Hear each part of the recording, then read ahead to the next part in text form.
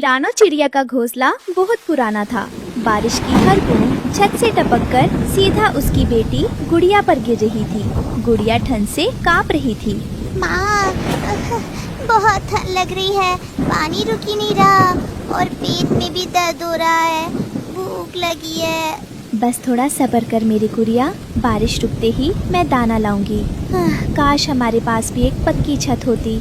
रानो दाना चुनने निकली, लेकिन कीचड़ में उसे कुछ नहीं मिला। तभी एक झाड़ी के नीचे उसे एक अजीब सा सुनहरा बीज चमकता हुआ दिखा। उसमें से हल्की रोशनी निकल रही थी। दोस्तों, ये रहे हमारी आज की वीडियो के प्यारे सब्सक्राइबर्स और फॉलोअर्स के नाम।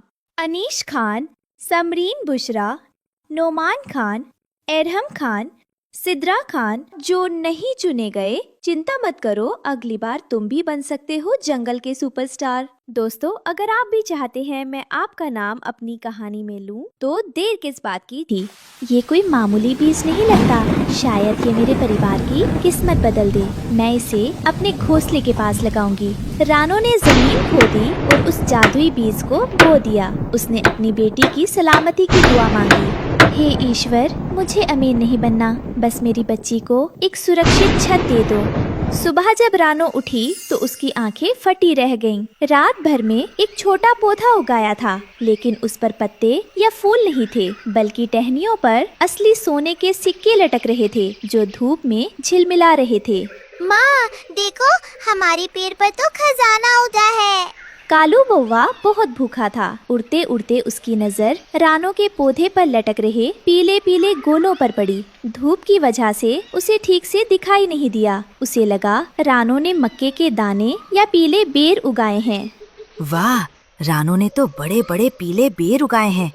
रानो घर पर नहीं है, यही मौका है। आज तो पेट भर कर नाश्ता करूँगा। कालू तेजी से नीचे उतरा और उसने पूरी ताकत से एक सोने के सिक्के पर अपनी चोंच दे मारी, ये सोचकर कि वो नरम फल है। टनन! ओए माँ, मेरी चोंच हिल गई। ये कैसा पत्थर जैसा फल है? रानो ने क्या लोहे के बेर उगाए हैं? कालू ने दर्द भरी आंखों से उस चीज को ध्यान से देखा। एक मिनट, ये फल नहीं है, ये पत्थर भी नहीं है, ये तो सोना है। रानो के घर में सिक्कों का पेड़। अब मुझे भूख नहीं लगी, अब मुझे राज करना है। ये पेड़ तो अब मेरा होकर रहेगा। तभी कालू एक सिक्का तोड़ने की कोशिश की। रानो तुरंत सामने आ गई। रुको कालू भैया, ये मेरी बेटी की किस्मत है, इसे हाथ मत लगाना। हट जा रानो, तू इस खजाने को संभाल नहीं पाएगी। या तो मुझे आधा दे, वरना मैं पूरा पेड़ उखाड़ ले जाऊंगा। रानो घबराकर समझदार वैद्य तोते के पास गई और सब बताया। वैद्य काका, अनर्थ हो गया। कालू ने धमकी दी है कि वो पेड़ उखाड़ ले जाएगा। मुझे डर है कि छीना झपटी में मेरी गुड़िया को चोट लग जाएगी। आप ही कोई रास्ता निकालिए। शांत हो जाओ रानो, याद रखो, खुला हुआ शहद ही मक्खियों और भालुओं को बुलाता है। तो मैं क्या करूं? क्या उस सोने को जमीन में गाड़ दूं? नहीं बेटी, गाड़ोगी तो कोई खोद ले जाएगा, जैसे लोमड़ी। छिपाओगी तो कोई ढूंढ लेगा, जैसे कौआ। धन की रक्षा करने का सबसे अच्छा तरीका है उसका रूप बदल देना। रूप बदल दूं? मैं समझी नहीं काका। खो रानो, जंगल में कमजोर का कोई घर नहीं होता। तुम उन सिक्कों को तिजोरी में मत रखो, उन सिक्कों को गलाओ मत, बल्कि उन सिक्कों को ईंट पत्थर के साथ मिलाकर एक अभेद्य किला खड़ी कर दो। अगर वो सिक्के तुम्हारी दीवार बन जाएंगे तो कोई उन्हें चुरा नहीं पाएगा, और वही दीवारें आंधी, तूफान, चील और लोमड़ी से तुम्हारी रक्षा करेंगी। मतलब सोने का घर? जाओ, आज ही निर्माण शुरू करो। काका कबूतर और दर्जी तुम्हारी मदद करेंगे। समझ गई काका, अब मैं अपना डर नहीं, अपना किला बनाऊंगी। रानो ने वैद्य जी की सलाह मानी। उसने जंगल के सबसे अच्छे कारीगर काका कबूतर और गिलहरी को बुलाया। रानो ने उन्हें अपनी योजना समझाई।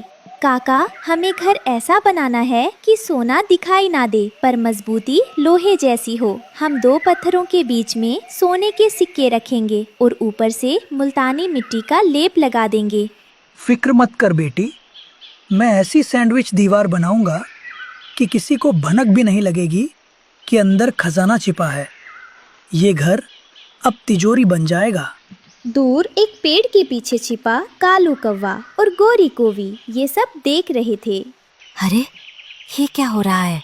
ये पागल रानो सोने को मिट्टी में क्यों दफन कर रही है? और वहाँ तो पूरी लेबर पार्टी काम कर रही है। अगर मैं अभी गया तो वो काका कबूतर मेरी चटनी बना देगा। बैठे रहो डरपोक, वो तुम्हारी आंखों के सामने सोने का महल बना रही है और तुम बस देख रहे हो। अब वो सोना दीवार के अंदर है, उसे निकालना तो और भी मुश्किल होगा। लोमड़ी बहन, जोर से पैर हिलाओ। घोंसला कच्चा है, झटके से नीचे गिर जाएगा। फिर रानो और गुड़िया तुम्हारी और वो सोने का मलबा मेरा। लोमड़ी ने अपनी पूरी ताकत लगाकर पेड़ के तने को हिलाना शुरू किया। उफ, कालू, ये कैसा घोंसला है? ये तो हिल ही नहीं रहा। ऐसा लग रहा है जैसे ऊपर कोई चट्टान रखी हो। मेरी तो कमर टूट गई। लोमड़ी के जाने के बाद अगली सुबह मुसीबत आसमान से आई। एक भूखी चील ने रानो और गुड़िया को घर के बाहर बैठे देखा। उसे लगा ये मिट्टी का मामूली घर है जिसे वो पंजों से तोड़ देगी। आज तो ताज़ा नाश्ता मिलेगा। इस मिट्टी के घरौंदे को तो मैं एक बार में तोड़ दूंगी। गुड़िया जल्दी अंदर चलो, दरवाजा बंद करो। चील ने पूरी रफ्तार से घर की दीवार पर अपने नुकीले पंजे मारे। खननन! मेरे पंजे! ये मिट्टी नहीं, ये तो लोहा है। रानो ने ये कैसा जादू किया है? चील डरकर भाग गई और अब रानो का घर सूरज की रोशनी में सोने के किले जैसा चमक रहा था। कालू दूर से मुंह लटकाए देख रहा था। देख रही है गुड़िया, अगर मैं लालच करके सिक्के तिजोरी में रखती तो आज लोमड़ी या चील हमें मार डालते, लेकिन मैंने उन सिक्कों को अपनी ढाल बना लिया। माँ, अब ये घर दुनिया का सबसे सुंदर और मजबूत घर है। अब हमें किसी से डरने की जरूरत नहीं। जब जंगल में मूसलाधार बारिश फिर से शुरू हुई तो रानो और गुड़िया अपने मजबूत और सूखे घर के अंदर सुरक्षित बैठी थी। तभी रानो ने देखा कि बाहर कुछ छोटे पक्षी और उनके बच्चे बारिश में भीग रहे हैं और ठंड से कांप रहे हैं। माँ देखिए, वो छोटे बच्चे भी वैसे ही कांप रहे हैं जैसे मैं उस दिन कांप रही थी। रानो को अपना पुराना घोंसला याद आ गया। उसने तुरंत अपने पक्के घर का दरवाजा खोल दिया। आ जाओ बच्चों, अंदर आ जाओ। यहाँ ना पानी टपकेगा और ना ही तुम्हें कोई शिकारी छू पाएगा।